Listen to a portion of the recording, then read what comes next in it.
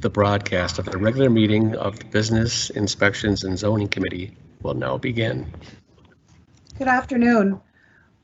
Welcome to the regular meeting of the Business Inspections and Zoning Committee for today, which is July 14th. I'm Lisa Goodman and I'm chair of this committee.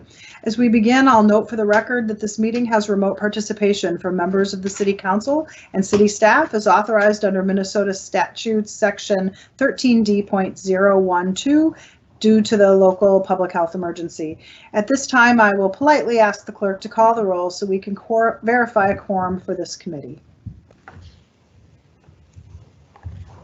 Councilmember Rake.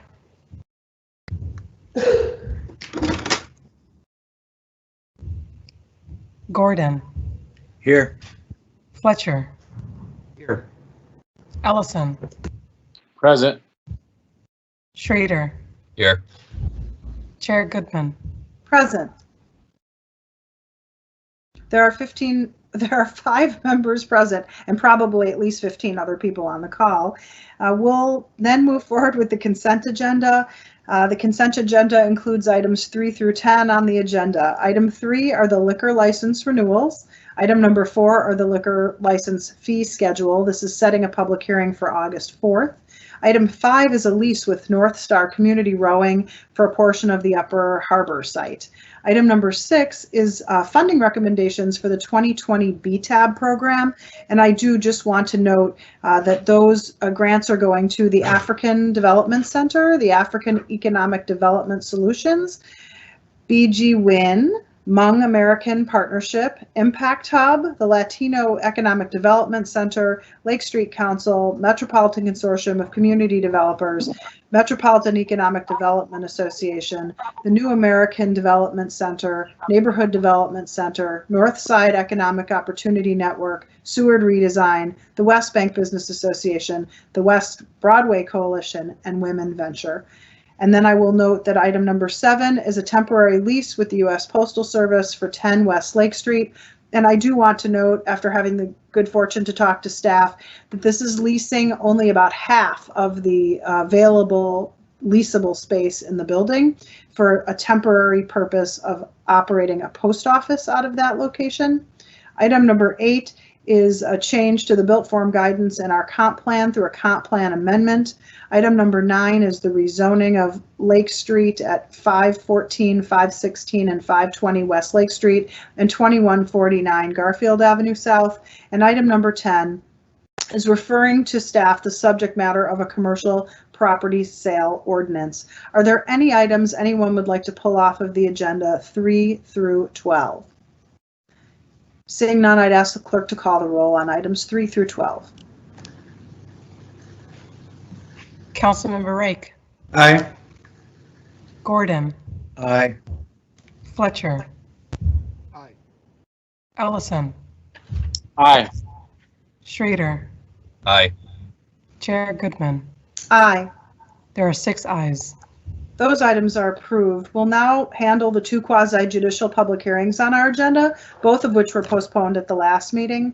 Item number 1 is an appeal submitted by Endeavor Investments regarding the Zoning Board of Adjustment's decision to deny a variance to reduce the off-street parking requirement for a property located at 525 10th Avenue Southeast. I'd ask staff to please give their presentation.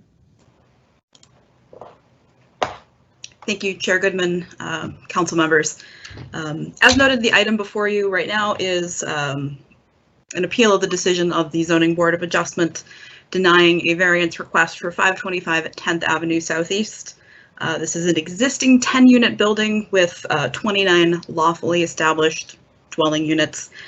6 of those dwelling units have areas which are dens, offices, storage areas, that, according to materials submitted by the applicant, have been being used as bedrooms by their tenants.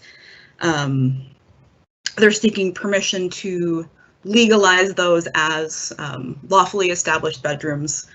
This property is in the University Area Overlay District, which has a parking requirement of 0.5 parking stalls per bedroom, where fractional stalls of 0.5 or less round down. Upon initial construction of the building, they did receive a variance from 15 stalls down to 11 parking stalls, as well as a few other land use entitlements. By increasing the number of lawfully established bedrooms, they would be increasing the required off-street parking stalls to 19. There are 11 parking stalls which exist on the site. That was the entitlement in their initial variance was from 14 down to 11. They're now requesting from 19 down to 11. So they're not proposing to add any additional parking on the site. If we could advance the slides, please. So this is the floor plan that was provided by the applicant. The space in question is highlighted on the center of the floor plan. And if we could advance an additional slide, please. This was the approved floor plan pulled from city records. You can see, again, highlighted in the middle. Those are sort of large open spaces, which is what was initially approved to be constructed. Next slide, please. This is the approved site plan for the building, showing the outline of the building and the 11 parking stalls, as well as some amenity space and some accessible units. This is the main floor plan of the building. If we could advance an additional slide, please. So with regards to the variance findings, staff found and the Board of Adjustment upheld that there are not practical difficulties that are unique to the site which prevent the applicant from complying with the ordinance. Proximity to transit is thankfully neither a unique condition in the city and is also not a difficulty. This is the sort of thing that's viewed as an amenity for a site. The request meets the intent and policies of the comprehensive plan, but does not meet the spirit or intent of the zoning ordinance, which recognizes that there are different demographics and different household makeups in the university area, such that it has a different parking requirement than a dwelling unit elsewhere in the city. The zoning ordinance does allow for similar scale of buildings which are close to transit, but outside of the university area overlay district to exempt their parking requirements. This is explicitly called out as not applicable in the university area overlay district. And even if it were applicable to this property, this specific site is not close enough to a high frequency transit route to qualify for that reduction. So the finding that the request is in keeping with the spirit and intent of the ordinance and the comprehensive plan has also not been met. The proposal will not alter the essential character of the locality and could potentially have a positive effect on health, safety, and welfare by legalizing sleeping areas that are already being used as non-lawfully established bedrooms. By requiring them to go through a permitting and inspection could have a positive effect on health, safety, or welfare. Could potentially have a negative impact on the use and enjoyment of the neighboring area by increasing the demand for off-street parking, as they're not providing that parking on site. These were the initial findings of staff that were upheld by the Zoning Board of Adjustment, and I'm available for questions. Are there any questions for Ms. Brandt on her report? Councilmember Fletcher. Thank you, Chair Goodman. So just to clarify, because I want to make sure I understand, this came through and was approved, the land use was approved based on the design that you showed that has fewer bedrooms, and then they're proposing a change after that approval and after whatever process the public in the neighborhood were invited to participate in providing feedback on it. Am I understanding what's in front of us correctly? Thank you, Chair Goodman, Councilmember Fletcher. The original approval for this building was back in 2013, but the approved floor plans from 7 years ago when the property got its initial entitlements do very clearly show that it was not approved with those bedrooms kind of located in the central part of the floor plan. So they are requesting to legally establish those as bedrooms, which therefore increases their parking requirement. Could I ask a question? Absolutely. Councilmember Gordon. So the bedrooms have been established and are operating? Chair Goodman, Councilmember Gordon, that is my understanding, that they have been added to the property and are currently in use. But they have not been through a kind of a formal conversion or permitting process.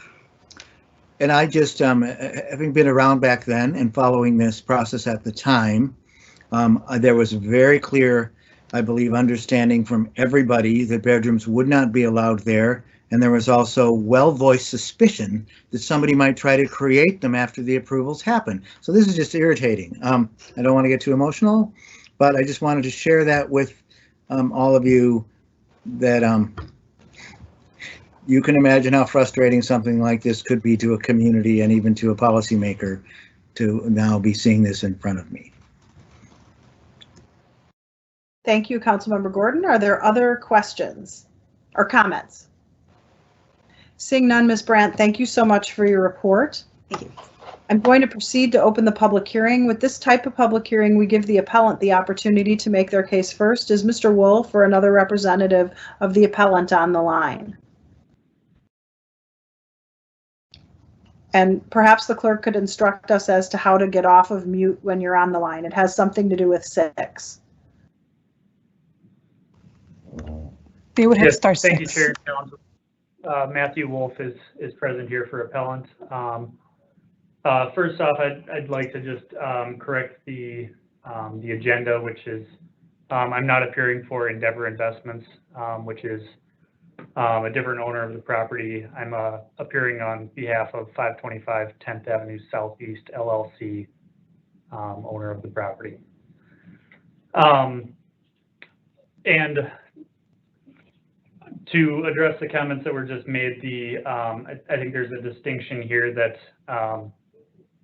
there are these areas in the center of the building that have already been created and were created back in 2013. They have been operated not as bedrooms by the owner. They've been advertised as dens or offices or study areas or storage areas, but they have been used by tenants by and large as additional sleeping areas, even though there's been actions to try to prevent that use by the property owner and property manager. Students have traditionally, essentially seen an extra room in the space and said we can fit one more roommate or one more buddy in there and split the rent, an extra for, another way. So after 10 years of that issue ongoing, the decision was made to try to essentially bring this into conformity, since the problem appears to be ongoing. So this is something that I guess could have been hidden away or something, but we're bringing it to public light for the purpose of trying to I guess bring it into conformity with city code here. And then as articulated in my statement of reasons for appeal, essentially our argument and our position is that there have been a number of other applications in recent years that are substantially similarly situated, that have asked for variances that are even lower parking counts as a ratio of parking spaces to bedrooms than what we're requesting. We're requesting 0.28, and there's been recent applications of 0.24 and 0.25 parking ratios that have been approved. And we've stated the same reasoning for the request for the variance, including citing practical difficulties that were the same arguments asserted in those applications, both of which were approved, and this one has been denied. And we're essentially just bringing to light that there's an inconsistency here, and it appears that similarly situated applications are being treated inconsistently, and that's the basis for our appeal. Okay, thank you for your testimony. I'll open the public hearing to any other member of the public who would like to speak on this item, and I'll ask the clerk if anyone else is in queue to speak to this issue. There are other people in the queue. There are no other people on the queue, did you say? Yes, there's no one else in the queue. Thank you very much for that report. With no additional speakers, I will close the public hearing. Councilmember Gordon. Thank you. I just had a question, and I don't know if anybody necessarily has the answer here, or maybe there's an attorney who can help us. Looking at the diagrams, I can't even figure out if all those rooms are legally bedrooms based on the fire code or the housing maintenance code. Some of them looks like they have one way in and one way out, and they're in the interior of a building. There's no windows. Did we have an opportunity to vet that issue at all? And if not, I understand it. I just wanted to raise it because it potentially seems pretty significant with what's been going on in here. And if these are illegal bedrooms, they're illegal for a reason beyond potentially the parking. Thank you, Councilmember Gordon. Are there any staff on the call that can answer that question? If not, we will go ahead and dispense with this action and have staff respond to us with regard to Councilmember Gordon's question between now and the council meeting. Are there any staff response? Ms. Brandt. Chair Goodman, Councilmember Gordon, this has not been formally reviewed by our construction code services team. I did sort of casually run it past one of them who took a quick look and said that he didn't see kind of any glaringly obvious concerns, but they would be required to get a permit and to do a full and thorough CCS review if the variance were to be approved. Thank you. Member Fletcher. Thank you, Chair Goodman. I have one question, and then I think I'm ready to make a motion. I'm hoping that staff can clarify for me, just procedurally. We are in a place where we have, in fact, Councilmember Gordon and I have opened up the parking minimums to get that into conformity with the 2040 plan. So I think that one of the potentially unanswered questions of that work is how we are going to be addressing the university district overlay, and it's possible, but I think maybe not as clear what the guidance from 2040 is going to mean for this site, 6 months from now when we've completed that work. And so I guess I'm wondering, is this something where, as we consider it today, we need to be considering the ordinance as it exists today, knowing that there is work in progress that might lead to a different outcome in the future? Is this something that I think we would need to, it seems like, deny the appeal based on staff's recommendation, based on what the current ordinance is, or are we functioning under guidance from the 2040 plan that suggests a different treatment of the minimum parking requirement? Ms. Brandt, do you want to try to answer that question? Thank you, Chair Goodman, Councilmember Fletcher. The 2040 plan doesn't have kind of specific recommendations with regards to parking in the university area overlay district. It does have, sort of the blanket goal of eliminating parking, minimum parking requirements. I don't personally know how the zoning ordinance will be changed, if there will be a dispensation for the university area overlay district that's different than the rest of the city or not. So I don't have a specific answer for you on that particular item. And I wonder if Ms. Holeen maybe would like to answer as well. Yes, I was just going to clarify the point about whether or not that needs to be taken into consideration with the findings that you would need to make today. So the comp plan language can be considered under finding number 2, but for finding number 1, you still need to find whether or not there's a practical difficulty in complying with the parking regulations for this location. without making finding number 1 on the practical difficulty, you can't really move on to finding number 2. So it's relevant under finding number 2, but a practical difficulty would still need to be found. Okay, thank you. Councilmember Fletcher. Thank you, Chair Goodman. I'll move denial of the appeal.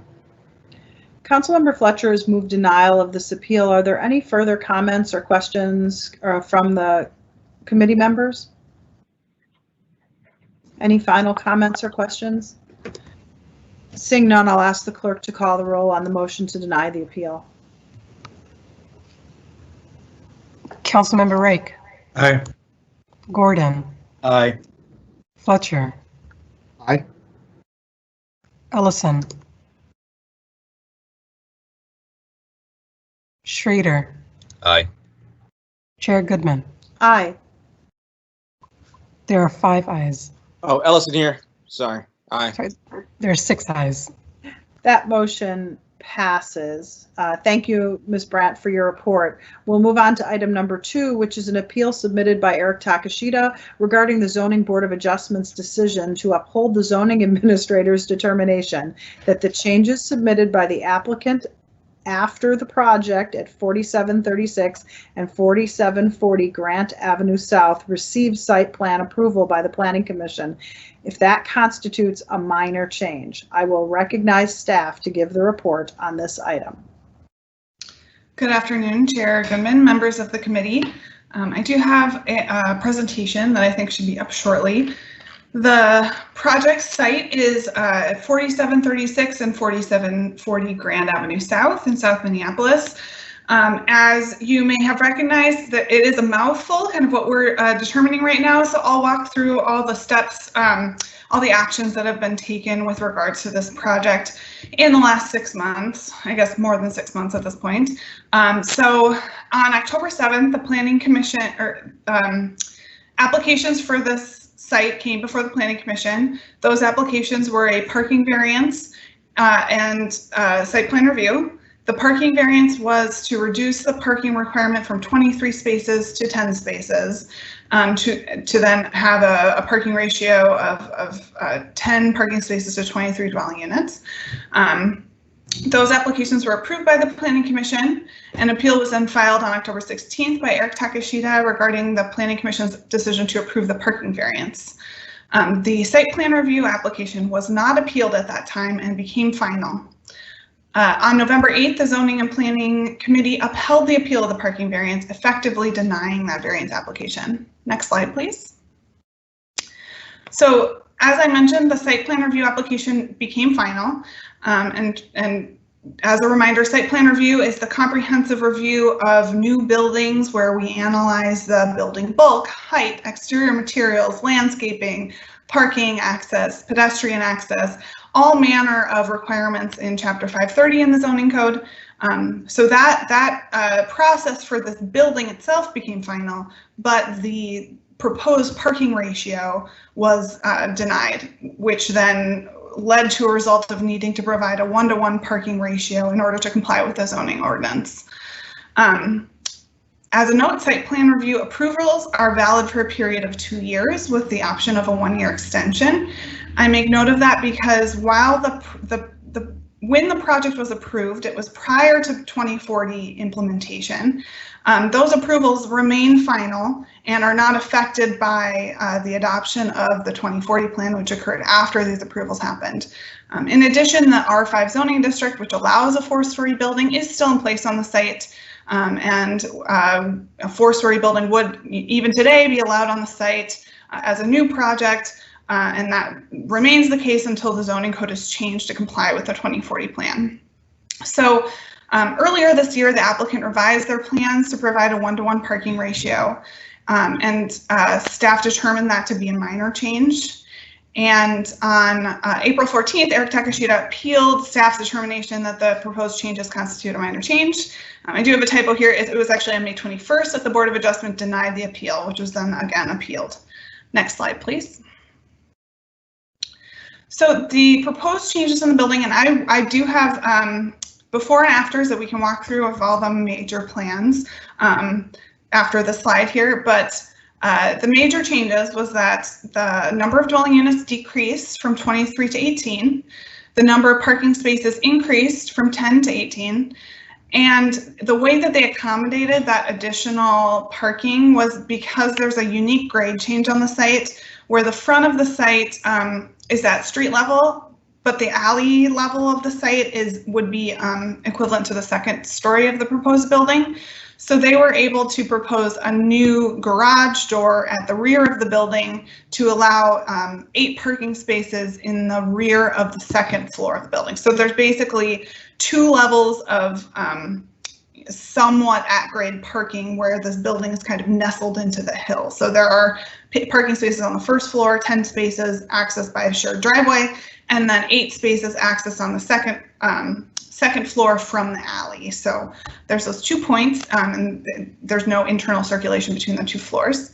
So that change also made some changes to the vehicular access. So there is now a garage door that opens to the alley. The applicant did propose to move the garage door facing the shared property line, facing that shared driveway on the south side, slightly to the east. Next slide, please. So this is the project as it was approved by the Planning Commission. And you'll see that the garage door accessing the 10 parking spaces on the ground level is pushed to the far west of the building. And next slide. And these are the changes that came in as part of site plan review. So this is the first floor plan showing the garage door has moved over to the east. And then you can see sketched in along the rear property line that new access point to the additional parking, which you'll see on the floor plan. Next slide, please. These are the proposed second, third, and fourth floor plans as they were originally approved. So you'll see that the second floor plan includes all dwelling units. Next slide, please. And then here are the floor plans as approved under the revised plan. And you'll see that the second floor plan includes the 8 parking spaces that are accessed via the alley, and obviously fewer units in total in the building. Next slide, please. Here are the elevations as they were originally proposed. You'll note that the rear elevation between this plan and the next slide that I'll show actually appears to be significantly shorter because they are not proposing kind of a retaining wall to kind of allow that bottom floor to be visible. So, but you will see also this rear elevation, it appears to be 4 stories here, and then it also doesn't have any garage access. Next slide, please. And here are the revised plans. So you'll see that the rear elevation, the west elevation now has that proposed garage door. The applicant has proposed additional brick on the rear elevation. They have also moved that garage door on the south elevation farther towards the street. And then that rear elevation now does appear to be 3 stories because they are maintaining what is currently a significant grade change on the site to allow alley access. Next slide, please. So the issue before you is whether the proposed changes constitute a minor change or a major change. The definition of minor change in the zoning code has 5 specific elements that at least one of which has to be met in order for the change to not be considered a minor change. So number 1 is the proposed changes would not represent a substantial redesign of the project and are consistent with the intent of this chapter and the findings made by the City Planning Commission and Zoning Administrator in connection with the approval of the site plan. Staff has determined that the proposal for a 4-story building with a similar footprint or with the same footprint and reduced number of units, increased number of parking spaces does not represent a substantial redesign of the project. Number 2 is that the proposed changes will not create the need for additional alternative compliance or land use applications. These additional changes do not require additional alternative compliance or land use applications. Actually, next slide, please. I think I might have this written out for you too. Yep, and then number 3 is that the changes cannot result in additional building bulk, and the proposed changes would actually reduce the building bulk as counted by staff, because an additional 2,000 square feet of area would be parking, which is not counted in the overall gross floor area.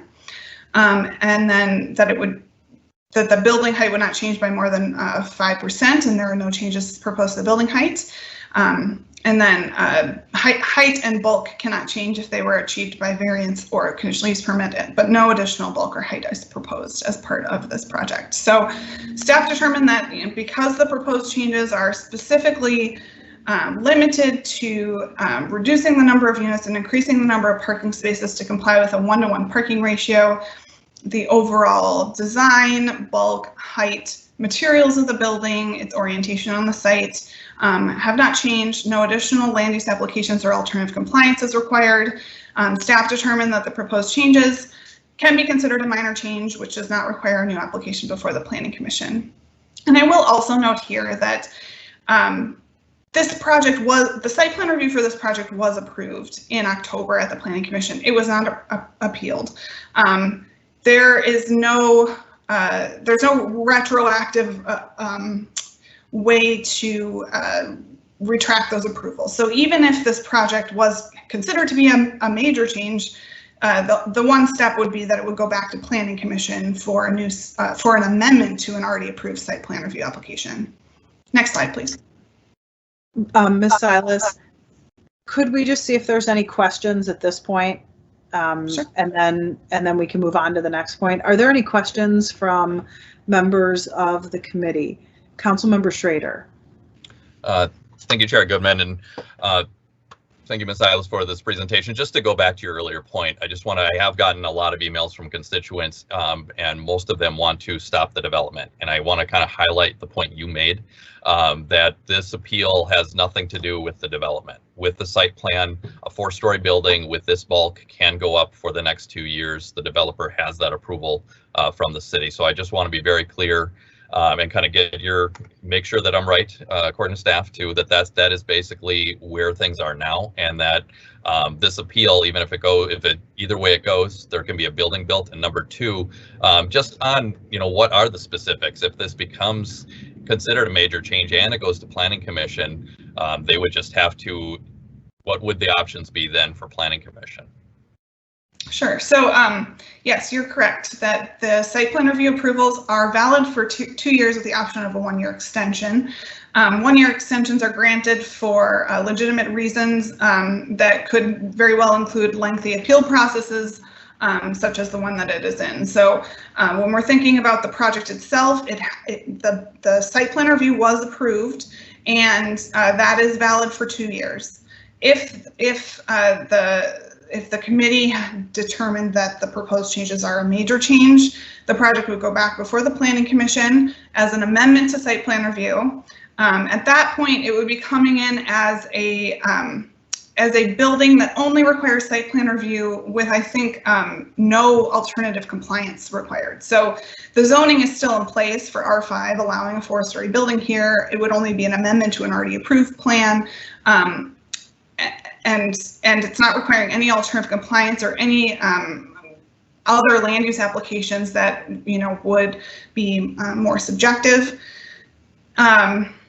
So obviously there would be some significant additional time associated with putting the project back before the Planning Commission at this stage for an amendment to site plan review.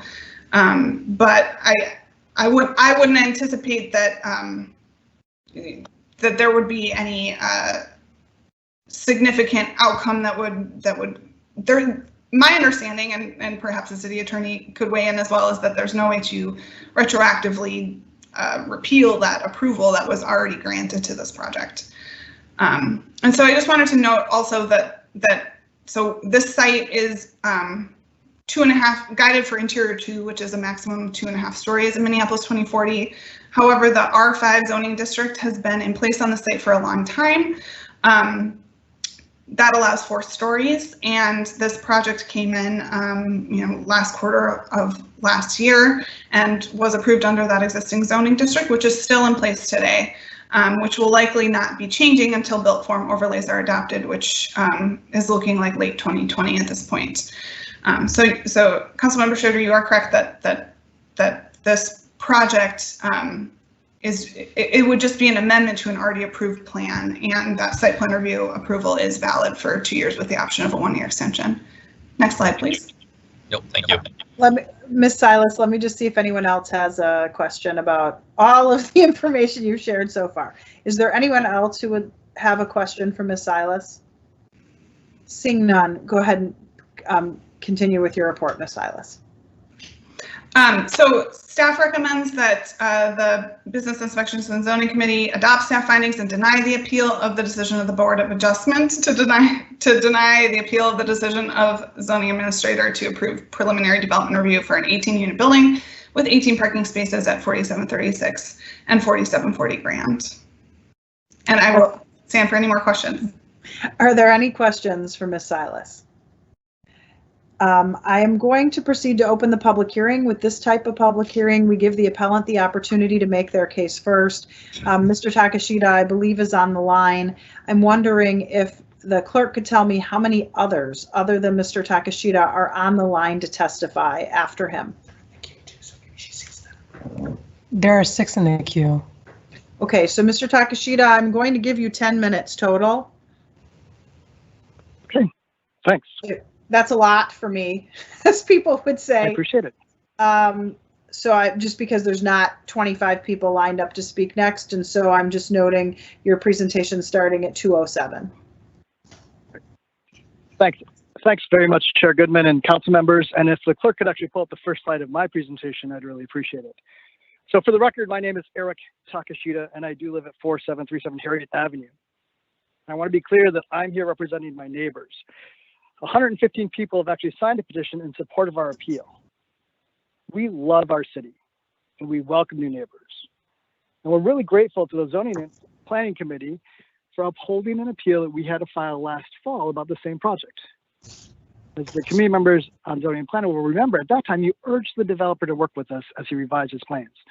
Unfortunately, he chose not to do so, and here we are again.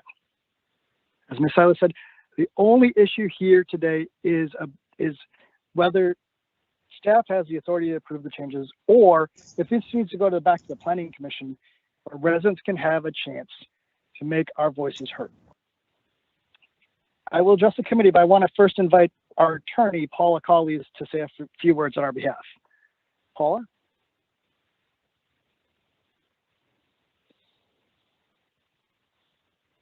This is Paula. Paula, hello, this is. Okay, if you could just say your name and address for the record, ma'am. It's Paula Collies. My business address is 915 Main Street in Hopkins, Minnesota, Collies Law, and I'm representing Eric Takashita, who, as he mentioned, has a lot of neighbors behind him. So what we are asking the council to do is obviously to approve this appeal of the decision of the zoning administrator, because the changes submitted by the applicant to the site plan are major changes requiring a formal site plan amendment and planning commission review. And to try to avoid us stepping on each other's toes with everybody speaking, I just want to address a couple of the comments initially that Ms. Silas made. And I think that she is minimizing what occurs when there is a site plan amendment. Yes, the site plan was approved by the Planning Commission back in the fall of 2019, but that is exactly our point here. Applicants understand that likely this isn't going to stop anything from being built on that site, but there is a procedure that is required to be followed under the city code. And at its heart, this appeal is about fundamental fairness and the procedure established by the city code. Under the city code, it's the Planning Commission that is tasked with the authority and the obligation for site plan review. Now, it's under limited circumstances, the zoning administrator has the discretion to approve minor changes to a site plan after it has been approved by the Planning Commission. But that discretion is further limited by the requirements of the city code that each of the 5 factors listed in the code under 530.100 are met. And I think that Ms. Silas kind of stated it backwards in saying, you know, the implication that I got from her words was that you kind of only needed one of these criteria, but actually you need all 5 of the criteria stated in the city code. It says that each of them must be satisfied. Now, in this particular case, the focus and what the city council has to focus on is the first criteria under A1, which says that the proposed changes would not represent a substantial redesign of the project and are consistent with the intent of the chapter and the findings made by the City Planning Commission at the time the plans were approved. Now, just in listening with Ms. Silas, it seems it just defies logic to hear what she was describing and find that those are not substantial changes. I think she in fact even used the word major in describing the major points that the applicant was making in terms of the revisions to his plans. There's, you know, as she pointed out, and that are in the written materials submitted, there have been a number of major changes to this site plan. It's a different project from what was approved by the Planning Commission. Yes, it is still an apartment building, but you know, the number of units has changed significantly, the amount of parking, the location of parking, access to the site and parking. And just in listening to the current presentation now, the garage door, as I understand, if I understood it correctly, is, you know, again, being proposed differently. So it's a moving target as to what is going to occur. The grade change, if you recall, some of the council members were present when the variance was being discussed, and the grading or the grade change came up at that time. It's a significant issue in terms of the grade change between this property and the neighbors. So it's not a matter of whether or not these would be things that might that the Planning Commission might not approve later, or that, you know, we don't know. There's no way to necessarily judge that. The fact of the matter is that these are significant, substantial changes in the common sense of the word substantial. And the point of the city code is that then when there are substantial changes, it goes back to the Planning Commission for review, public hearing process. So to say that, oh, well, doesn't really matter, it's just an amendment to the site plan, it's not an oh, well. This is the process that's outlined in the city code that should be followed, and this particular case is not appropriate for zoning for administrative approval. There are major changes that are being proposed. The other point, I don't think it doesn't seem quite correct either to say that the zoning code, that this project would be approved under the zoning code. It is true that the city has not yet amended the zoning ordinance, but under the law, the zoning ordinance is required to be brought into conformance with the comprehensive plan. The 2040 plan went into effect in January. The zoning code isn't consistent with the 2040 plan. So,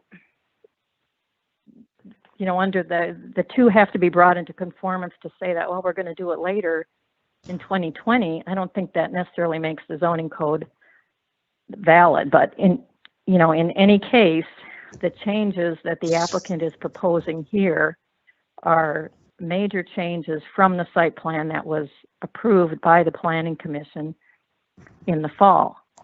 So it is what we are asking the City Council to look at is to follow what the procedure is in the city code. This is not something that these type of changes are not authorized for administrative review. They're major changes, and it requires a formal amendment of the site plan and review by the Planning Commission. So accordingly, then the City Council must approve this appeal, and we're asking that the applicant then go through the procedure and file an amendment to the site plan. And that's, I think that's it for my comments at this time, unless there's follow-up after Mr. Takashita or the other people have Mr. their. Takashita has 2 minutes left in his 10 minutes. So in the interest of time, I think Paul has covered all the points, right? This is a substantial change, right? As Ms. Holine said, you can't go past the first criteria, right? This is a substantial change. There are substantial changes to the overall project, one. Second is that it's not consistent with the intent of the site plan review chapter, right? The council approved 2040. 2040 calls for 6 units. When staff approved these changes in April, 2040 had already been in effect for 3 months.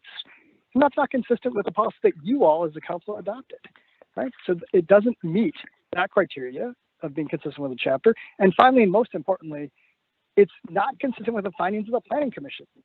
These are outlined in the statement, but the Planning Commission found there would be no new curb cuts. And now suddenly there are. The Planning Commission found that the vehicular access would only be to Grand Avenue from an existing driveway, but now there's a second vehicle access with a new driveway to the alley. And the Planning Commission found that the alley was not, quote, accessible, but now it is, right? So the city needs to have findings on record to be able to have a site plan approved, and it doesn't. All we're asking for here is an opportunity to share our concerns. That's all. We want the developer to file an amendment, and we want a chance to share our concerns with the Planning Commission. Thank you for your time. I will stand for questions. thank you for your testimony, both of you for your testimony. It sounds like there are 5 or 6 other people on the line who would like to testify. I believe the clerk will call on folks one at a time based on their phone number if we don't have their name. And I would ask the clerk to ask. So say the name. Oh, we have Yes. their name. Great. Yes, next we have Stephen Ward. If you could please press *6 to unmute yourself. This is Stephen Ward. Go ahead, Mr. Ward. You have 2 minutes. I live in 4732 Pleasant Avenue, and I am, 1 block away from this proposed property. And I want to state that as an engineer myself, that the change of adding the parking under the alley when it wasn't there before is not a minor change, and it should be reviewed. And that's pretty much all I have to say, because all my other concerns have already been addressed. Thank you for being on the call today and for your testimony. We'll ask the clerk to invite the next speaker, please. Next we have Jeffrey Miller. If you could press *6 to unmute yourself. Mr. Miller, welcome. If you could state your name and address for the record, you have 2 minutes. Thank you, council members, for allowing time for me to speak today. I'll be brief. My name is Jeff Miller, and I have resided at 4744 Grand Avenue South for the past 14 years.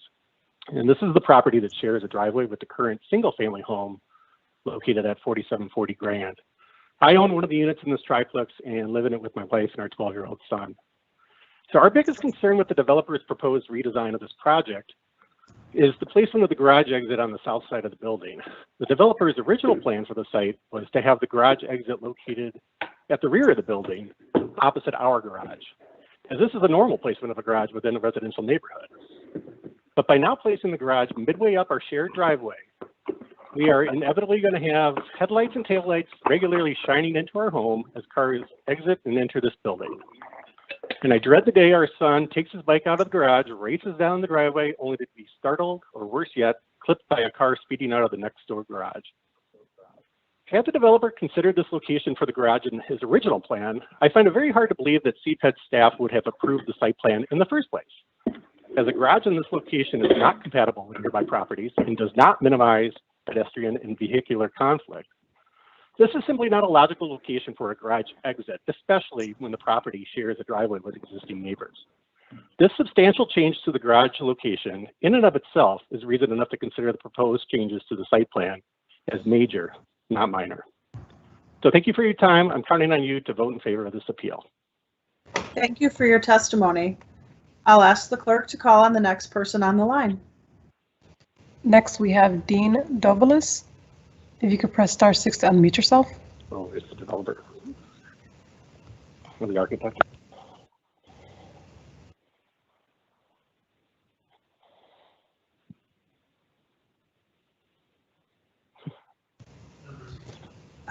I'll ask the clerk to go ahead and clarify who the next speaker is, please. It is Dean Dovelis. Mr. Douglas, are you on the line?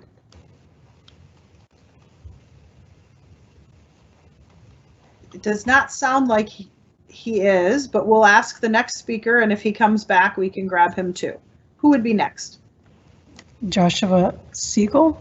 Mr. Siegel, are you on the line? Yes, Chair, thank you. Yes, I'm on the line. Can you hear me okay? We can, sir. Please just state your name and address for the record, and you have 2 minutes. Thank you. Joshua Siegel, 5414 Washburn Avenue South. And I'm the developer and owner of the project. And I just wanted to clarify a couple things. Hang on a sec. So you're the developer and owner, so you wouldn't be able to take up time during Mr. Takashita's period of time. Correct. Are we no longer in that time frame? Right. We can come back to you minutes? if you have something you'd like to say, but this is the time reserved for the appellants. Oh, I'm sorry. I was just called on and thought that was over. It's hard with the online thing. We'll just see if there's anyone else on the appellant side who wants to say something before we have you come back. Sure. Thanks.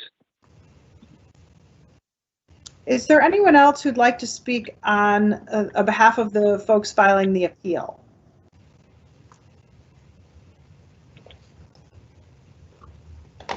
We'll ask the clerk if anyone else is signed up to speak. There are no new members. Okay, Mr. Takashita, then you understand that everyone that was speaking on your behalf has had the opportunity to speak, correct? I do.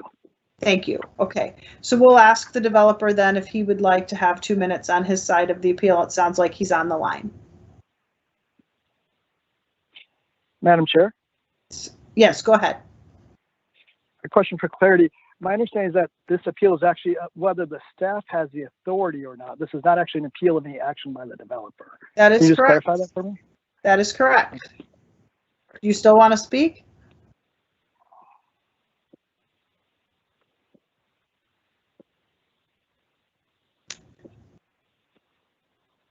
I see. So the last 3 speakers are the applicant team. Is there anyone from the applicant team that would like to speak?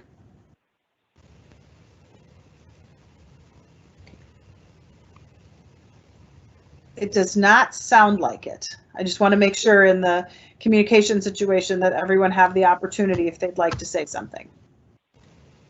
I think I would. Again, if there's anyone on the applicant, is there anyone from the developer side who would like to speak?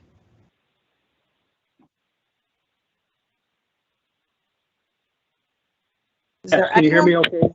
Yes. Please state your name and address for the record. Hello. This is Joshua Siegel. We're back on. Yes, you are, sir. Thank you. I'm sorry for the challenges there. It's okay. Okay, so for the record, the address is 5414 Washburn Avenue South. I just wanted to quickly clarify a couple things per Councilmember Schrader's hope that we would engage the community after the initial parking variance denial. We did, and we sat down and we had numbers of calls and meetings going to the neighborhood group as well. Councilmember Schrader was present. We got as far as we could with neighborhood engagement, and there was a little bit of a relationship change when I believe the party was disappointed that it wasn't 10 units. But nonetheless, what we did is put together a conforming plan, which the neighbors wanted, a 1-to-1 ratio of parking to units.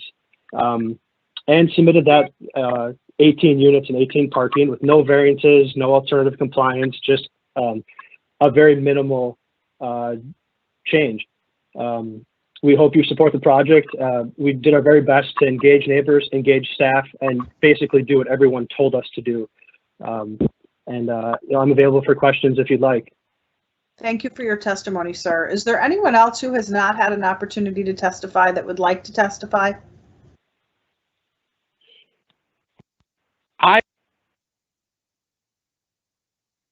Anyone?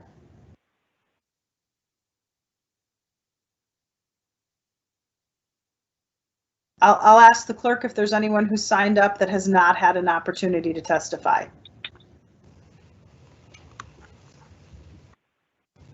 Seeing no one else. Thank you, Madam Clerk. Given that there are no... Bill Hendricks signed up. Bill Hendricks. Is there a Mr. Hendricks on the line who would like to testify? Yes, I would just like to say, Mr. Hendricks, could you just tell us your name and address for the record, and we'll happily give you 2 minutes to speak. Thank you. I won't need that, but thank you. My name is Bill Hendricks, and I live with Michael Reed. We are married. We are at 4749 Grand Avenue South. We've owned the building since 1978. Patrick, next door to us, who owns a fourplex, has owned that building since sometime in the mid 80s. I'm a little distressed only because everything so far has been happening behind closed doors. We got notified late, very late on this whole process. And now the zoning commission is turning to us and saying that, you know what, you didn't fight the site plan. Well, I know ignorance of the law is not the law, but the city has to be responsible to the neighborhood to inform what's happening. Thank you. Thank you for your testimony, sir. Is there anyone else who hasn't had the opportunity to speak who would like to speak? Anyone? Anyone? All right, seeing none, I'm going to close the public hearing and ask if anyone on the council would like to speak. We'll start with Councilmember Schrader. Thank you, Chair Goodman. I just had a couple questions for the zoning administrator. Like I said earlier, I've gotten a lot of communication, but there's also been a lot of miscommunication. People have been very confused about how this project has gone, and I understand a lot of that. So I think the questions I'd have, if the zoning administrator could talk a little bit more and elaborate.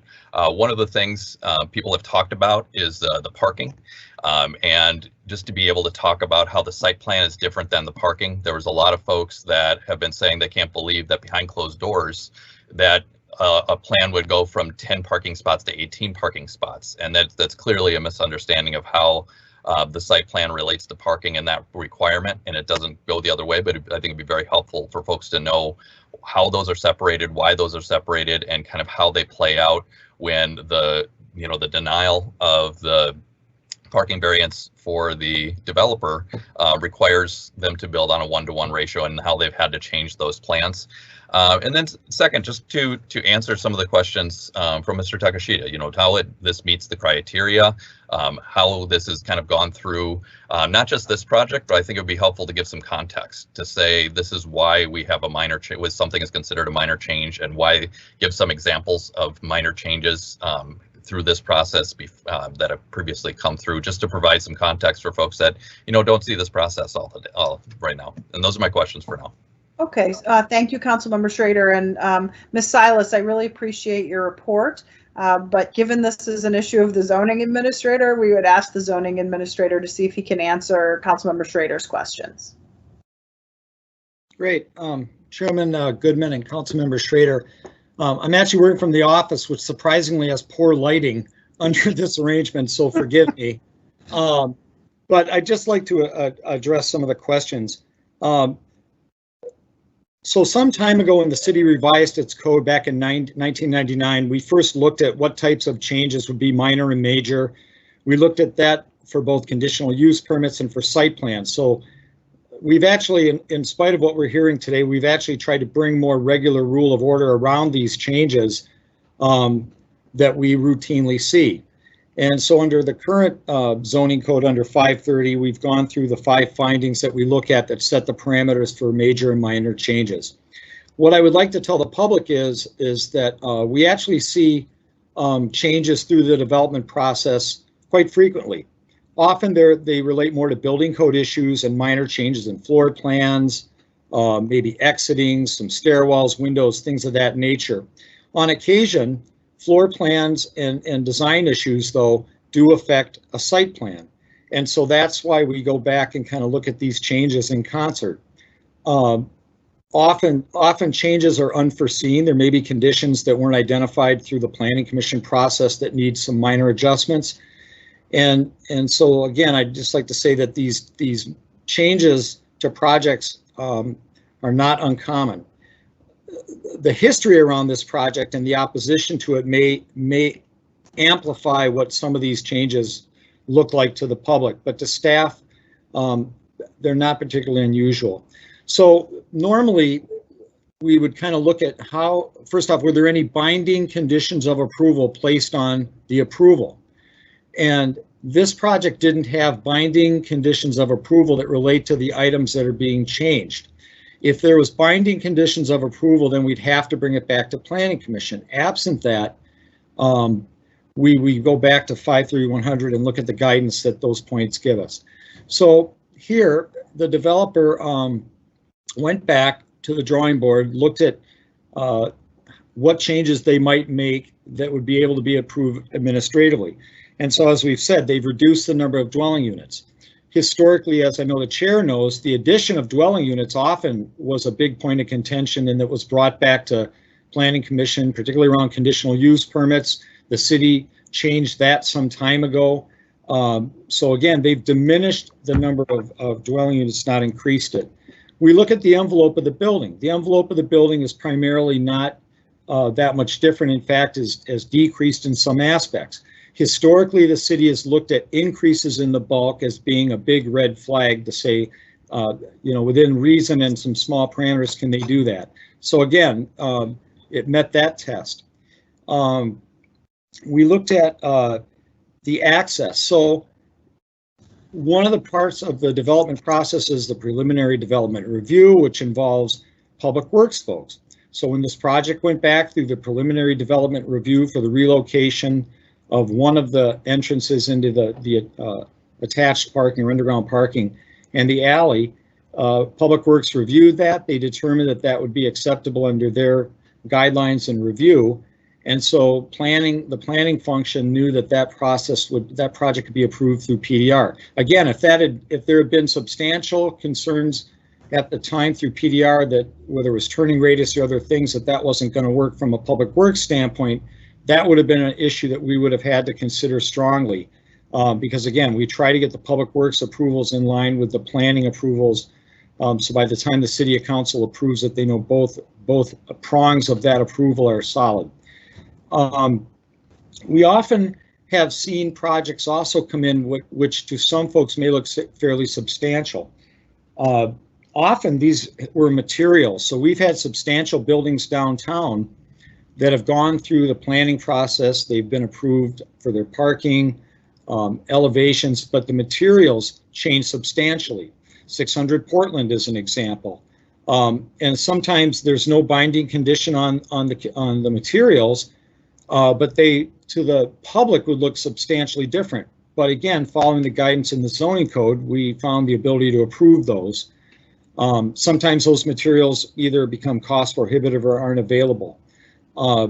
We've had other projects where through the construction process, certain challenges were made with respect to corridors and the depth of bays.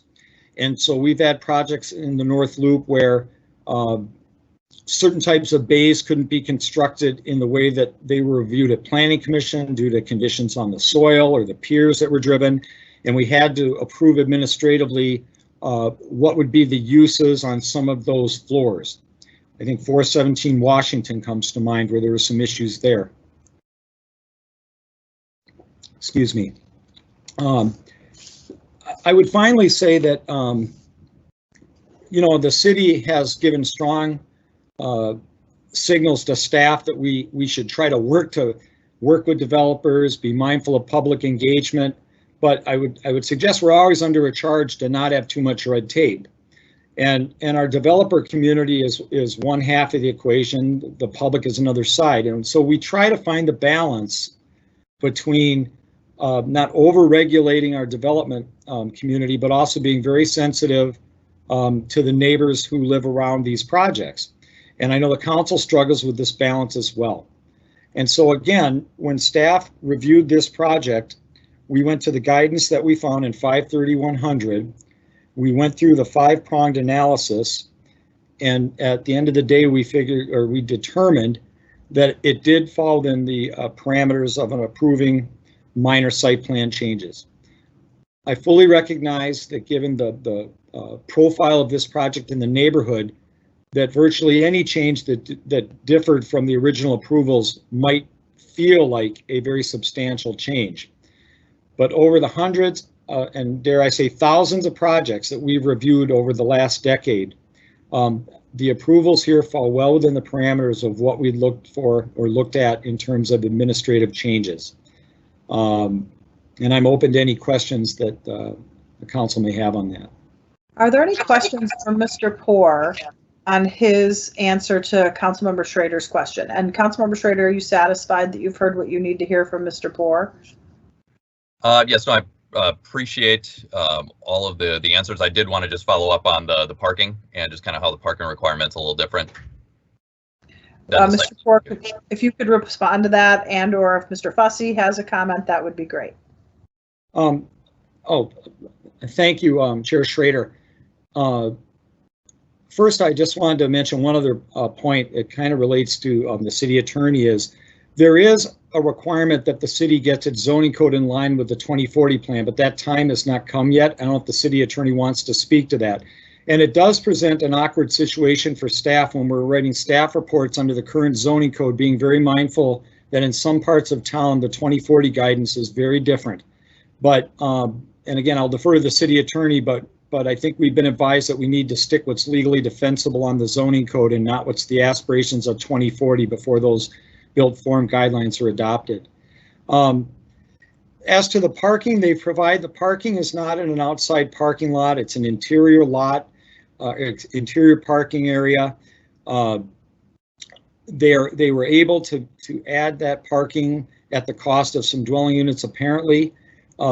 Typically, and I know the chair is aware of this, we've treated exterior parking often slightly differently than interior parking. So in this case, it falls with our tradition about the enclosed parking, absent circulation issues not being a matter to consider, that we've allowed for those changes. Exterior parking in outdoor parking lots has been treated more strictly over the years. That has to do with the amount of impervious surface and landscaping and some other issues. But historically, the changes that were approved for the interior parking is in line with what we've looked at in the past. I will say we are seeing more of these types of situations with interior parking than we had in the past because we're trying to eliminate outdoor parking when possible, and we've been obviously moving in that direction with our policy on reforming off-street parking requirements. I'm not sure if I got to the heart of your question there, Councilmember Schrader, or not. No, that's a good explanation, but I do have, just to be a little more clear, the first initial site plan was allowed 10 parking spaces. They are the developer, having their variance denied by the zoning and planning committee, has now come back with a 1-to-1 ratio of 18. And so one of the issues was in going from 10 parking spots to 18 parking spots. There was no public hearing on that. I think if you could explain a little bit more if that's normal when increases are happening, or when there is in response to limitations or things that are put on the developer for their development, kind of what the kind of comeback is for public process. Mr. Poor. Yep, Chairman Goodman, or excuse me, Chair Schrader, Councilmember Goodman, Chair Schrader, vice versa, forgive me. So we don't have the same parking requirements in this part of town as we might be downtown about maximums. And again, historically, we've looked at changes to exterior parking lots slightly differently. These parking stalls are enclosed. We don't have strict rules that say by adding interior off-street parking in the R5 district that you need to come back for approvals. There's no overarching guiding language that says that we're compelled to bring those changes back under Chapter 541. And so again, it's allowed under the code. There was no other ordinance compelling us to bring back the increase in parking for this particular project in this setting. And again, I can understand the neighbors' concerns, but we're not giving guidance on that on the zoning code. I don't know if Ms. Silas has something in particular she wanted to add to the analysis of that, but in general, that's been the approach with these types of parking arrangements. Ms. Silas, did you want to add anything? So this is Kimberly Holeen. I can maybe just add to that a little bit as the manager of land use design and preservation. Really what we're looking at here is this a major change under Chapter 530 site plan review? There is nothing in Chapter 530 that says that the addition of interior structured parking spaces within a building is a major change. Yeah. There's also nothing that says a reduction in dwelling units is a major change. Yeah. This is in fact the opposite of what 530 says. An increase in a number of dwelling units at a certain point is considered a major change. We're not dealing with an increase here, we're dealing with a decrease. And an increase in parking stalls similarly is not a major change and does not trigger any of the other 5 factors under the major change guidelines, which actually we looked at in 2017. We actually have refined this fairly recently to make things more clear. So in 2017, we really called out more specifically what was a major versus minor change than what had previously been in the code. And adding parking spaces within a building is not a major change. Okay, thank you for that clarification. And Chair Goodman, if I may, that is consistent with the approach that we've had in the zoning office for many years. Again, I just want to stress for those of maybe newer to the committee, we used to have very strict rules around changes to exterior parking, but we've often been very silent on interior parking. And that's reflected in what Ms. Holeen just described. Okay, are there, Councilmember Schrader, have your questions been answered by staff? They have, thank you. Okay, are there other members of the council who have questions or comments? Councilmember Fletcher. Thank you, Chair Goodman, and I actually just want to thank staff. I think and thank Councilmember Schrader for sort of setting up this conversation to make sure that it really is informative of the way that we approach this. I think it's valuable for us to have a public discussion about our framework and about how we make these decisions. And I'm persuaded that we have a system for analyzing these projects and for making decisions about when and where it's appropriate for staff to intervene through the zoning administrator's judgments and where it's not. And so I will move denial of the appeal and just express my appreciation for the clarity that this conversation provided. Are there others who would like to speak to the motion? Councilmember Schrader. Thank you, Chair Goodman. I just have want to talk briefly. I think one of the biggest things I kind of hit from people that are not, in zoning and planning is just kind of the misunderstanding that, the city approves projects. Like, we don't approve projects. What we do is we make sure that they conform to state law, to federal law, to the city law. And that's the limitation we're under. We're not saying yes to this and no to that. We have very specific things that we need to do. I think what we've heard today, I think just to give you some kind of context from the area, a lot of this would be easier if the neighbors and the developers were having more of a conversation. I understand those are very, very hard, but they're needed. We're all going to be neighbors. We all want to have the developer is moving into a great neighborhood. We want to keep it that way. So I hope that more efforts to engage the community will continue and hopefully increase as we get closer to what this development will look like. And all that said, I think I will also be supporting Councilmember Fletcher's motion. I believe this is a minor change, and under that the city has met that very specific kind of point of law to make that. Thank you. Thank you for your comments. Is there anyone else who would like to speak to Councilmember Fletcher's motion? Anyone? Anyone? Seeing none, Councilmember Fletcher's motion is in front of us. I'll ask the clerk to call the roll.